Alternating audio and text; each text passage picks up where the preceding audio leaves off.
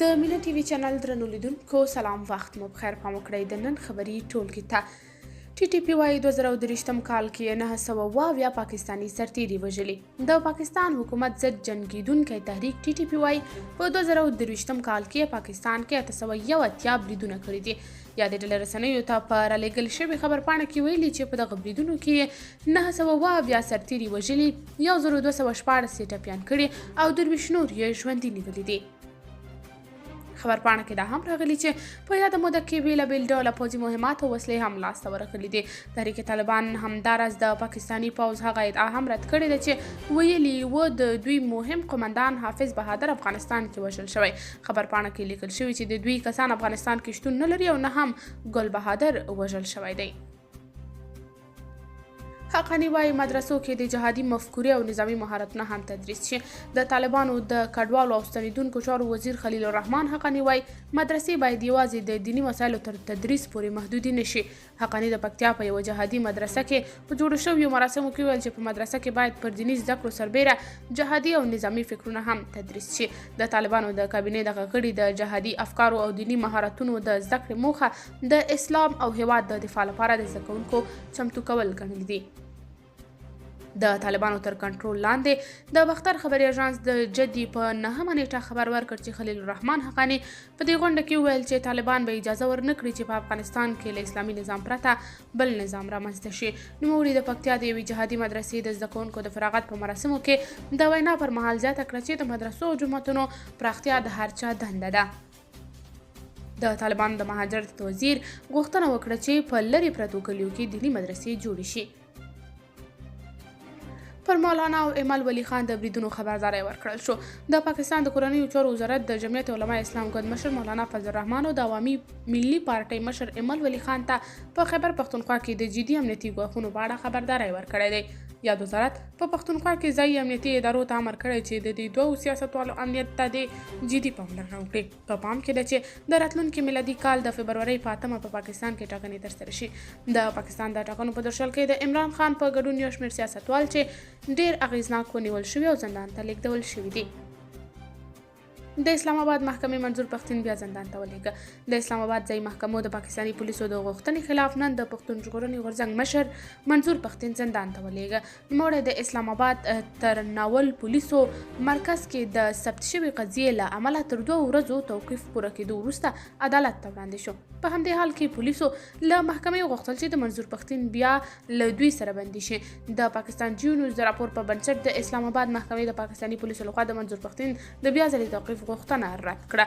په راپور کې راغلي چې د منظور پښتين وکیل له محکمې څخه د نوموړي ضمانت غوښتنه کړې ده، خو د اسلام آباد محکمې د ثبت شوې قضیې په اړه د پریکړې تر اعلان پورې منظور پښتين زندان ته ولېږه. ویل کېږي چې د جنورۍ په 2مه به د منظور پښتين د ضمانت غوښتنلیک په اړه به پریکړه کړي.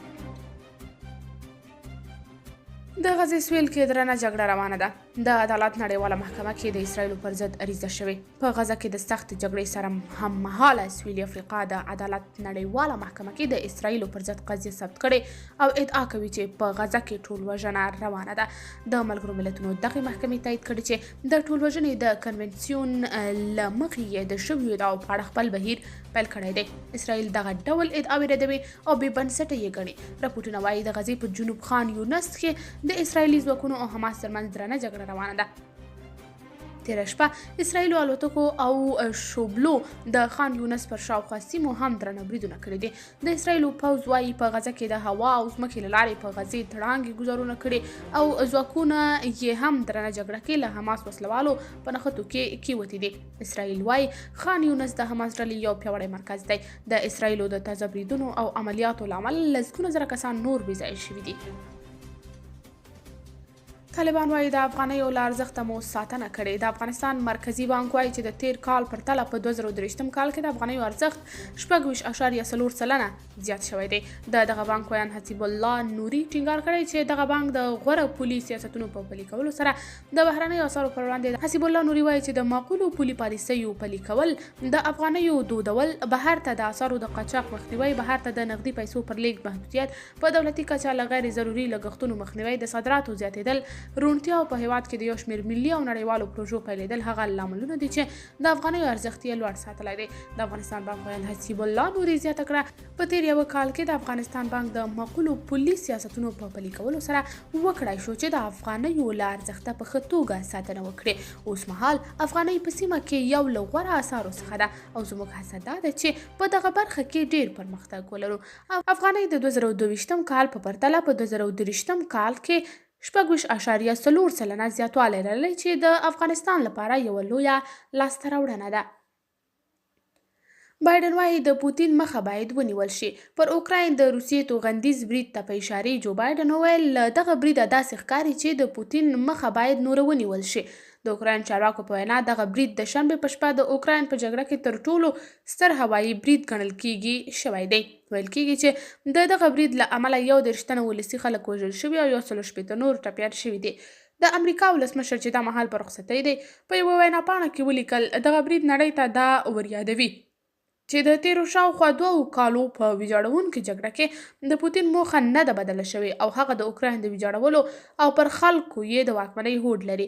باید د هغه هڅې نورې ودرول شي. هغه دا رنګه زیاته کړې چې اوکراین د امریکا او د هغې د متحدینو د هوایي مدافع سیستم څخه د روسیې د توغندیز بریدونو په شنډولو کې کار اخیستی. د امریکا ولسمشر یو ځلې بیا له کانګرس وغوښتل چې له اوکراین سره د پوځي مرستو غوښتنه ومني. طالبان وایي له 900 څخه ډیر افغان کډوال له پاکستانه راستانه شول. د طالبانو د کډوالو بیرته راستنېدونکو چارو وزارت په ایکس باندې لیکلي چې 908 افغانان د مرګومي په 9 نیټه او 8 نیټه د تورخم او سپین بولدک له لارې هیواد ته راستانه شول. د ننګرهار ولایت د تورخم سرحدي امریت د راپور له مخې 108 کورنۍ ټول 555 تنه کېږي د تورخم له لارې په جبري توګه ستنول شوي دي. دغه کسان د نوم لیکنې وروسته د مرستو ترلاسه کولو په موخه د ملګرو ملتونو عالی کمشنرۍ او د کډوالو نړیوال سازمان ته ورپېژندل شوي دي.